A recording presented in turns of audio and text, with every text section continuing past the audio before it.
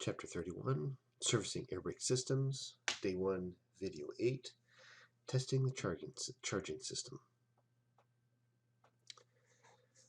Okay, so we've got ways to test if we have excessive buildup time, a worn compressor, or a restriction or malfunction, something like that in the compressor.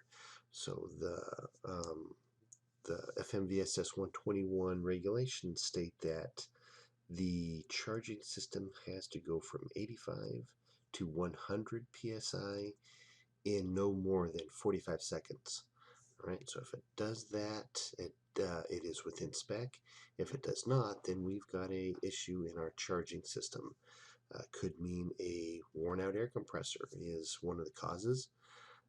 Just after so much use, the compressor wears out, the rings lose their tension, and we have lots of blow by. We can have a restriction in the air compressor. Again, excessive air leaks. If the air is leaking out that we're compressing, we've got a split line or just numerous small leaks that equal a very large air loss that would cause the pressure to not build at a good enough pace. Loose or slipping drive belts. We really don't use drive belts anymore. The air compressors are gear driven off the gear train of the engine. So that's generally not a problem. Probably one of the most common problems is the malfunctioning unloader valves. The unloader valves are used to turn the compressor on and off. They use an air signal, and those valves will start to get gummed up and sludge and corrosion built up on those unloader valves, and then they don't function properly, and we're not the compressor's not charging like it should, or it just fails altogether. Problem with the unloader valves. Restricted air intake or filters or hoses pinched or crushed or something like that, or a dirty air filter that's not able to pull the air into the compressor and supply the system. The problems we could have with the governor. So we've got a cut in and a cut out pressure on the governor. So we'll start with the cut out pressure. That is the pressure that the governor turns off the compressor. That is maximum system pressure. So like 130 psi is what common system pressure, 120 to 130 psi. That is the cut out pressure. The governor tells the compressor to stop charging, right? So that's the cut out pressure. Cut in pressure is 20 psi less than the cut out pressure. That's another federally mandated standard. So when we are full charge, 120 psi, and we make some brake applications, we consume some of the air in the system. When we've consumed 20 psi of that air, down to 100 psi, the governor sends a signal to the compressor, the unloader valves to close and to begin charging again or building pressure. So cut in and cut out pressure. Governor controls those. So if we have a problem with our cut in or cut out pressure, again, we can start looking at that governor. We generally don't want to adjust the governors. They come pre-adjusted from the manufacturer. And if we have some problems with it, cut in, cut out pressure, it's best to just replace that entire governor. The air tanks, so there's certain tests that we need to do on the air tanks that make it out of service. So we've got a primary and a secondary air tank. So we've separated those tanks out.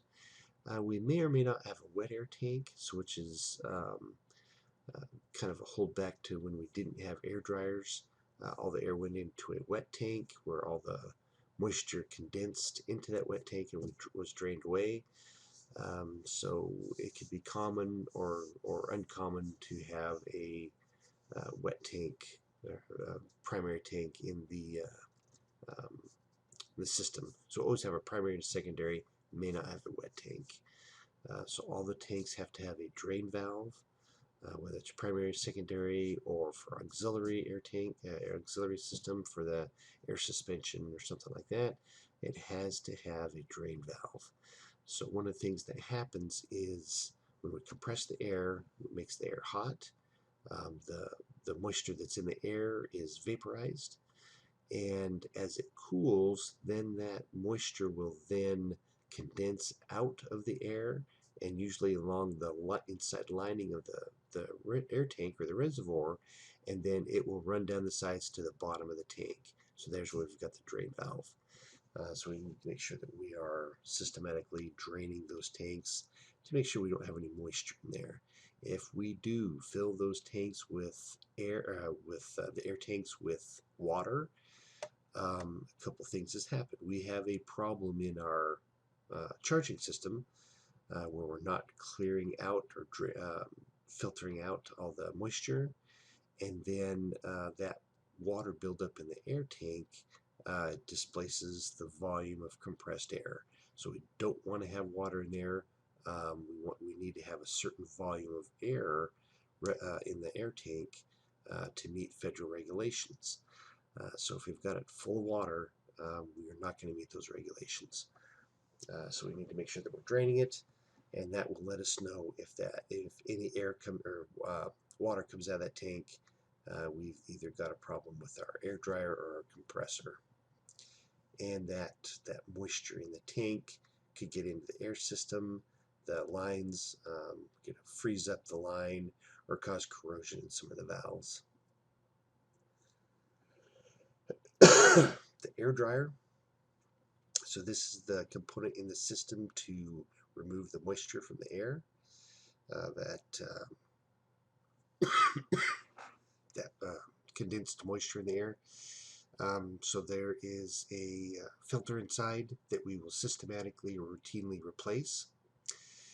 If we're still getting moisture in the air tanks, we could lead us back to a problem here with the air dryer. One of the ways we can tell what's coming through the compressor is we've got an exhaust port on the bottom of the air dryer.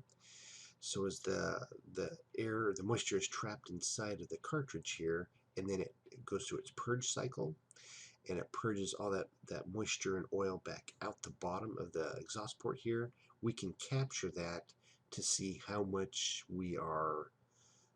how much the air system is producing.